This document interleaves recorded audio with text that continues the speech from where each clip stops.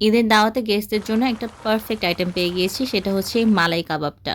মালাই কাবাবের গ্রেভিটা করতে একদম কয়েকটা ইনগ্রেডিয়েন্টস লাগে আর খেতে হয় খুবই মজা। এটা করার জন্য ফার্স্টে হচ্ছে আমরা মাটন কিমা নিয়ে নিয়েছি। আপনারা চাইলে বিফ অথবা চিকেন কিমা দিয়েও করতে পারেন, সেম আইটেমটা সেম ভাবেই করতে পারবেন।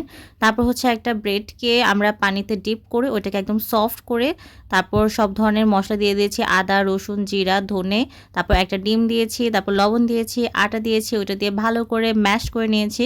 ম্যাশ করার পর এই পর্যায়ে যখন দেখবো যে গোল করতে পারবো, তখন হাতের মধ্যে তেল নিয়ে তারপর ওটাকে আপনারা মন মতো শেপ দিতে পারেন। আমি এরকম ওভাল শেপ দিয়েছি, আপনারা চাইলে রাউন্ড অথবা শিকে নিয়ে শিক কাবাবের শেপও দিতে পারেন। তারপর স্টেপগুলো হলো আরও ইজি। একটা গ্রিল প্যানকে আমি অয়েল দিয়ে গ্রিস করে নিয়েছি, তারপর সেম যে কাবাবগুলো তৈরি করলাম সেগুলোকে আমি এপাশ ওপাশ করে ফ্রাই করে নেব। গ্রেভির জন্য প্যানে অয়েল আর বাটার দুইটাই দিব, তারপর পেঁয়াজ বাটা দিব, কাঁচামরিচ দিব, আদা বাটা, রসুন বাটা, ধনে গুঁড়া, জিরা গুঁড়া আর গোলমরিচের গুঁড়া দিব, দুধ দিব, দিয়ে মশলাটাকে কষানোর পর তারপর হচ্ছে ভেজে রাখা কাবাবগুলো দিয়ে দিব। কাবাবগুলো দেওয়ার পর একটু বয়েল হওয়ার পর যখন মশলাটা মাখো মাখো হয়ে যাবে, তারপর হচ্ছে আমরা লাস্টে ক্রিম দিয়ে সার্ভ করব। ঈদের দাওয়াতে কিন্তু এই আইটেমটা অবশ্যই রাখবেন। এটা এত ক্রিমি এত রিচ একটা আইটেম, এটা দাওয়াতে যে যে গেস্ট আসবে তারা কিন্তু একদম চেটে পুটে শেষ করে দেবে খেয়ে, আর সবাই অনেক প্রশংসা করবে, আমি গ্যারান্টি দিয়ে বলতে পারি।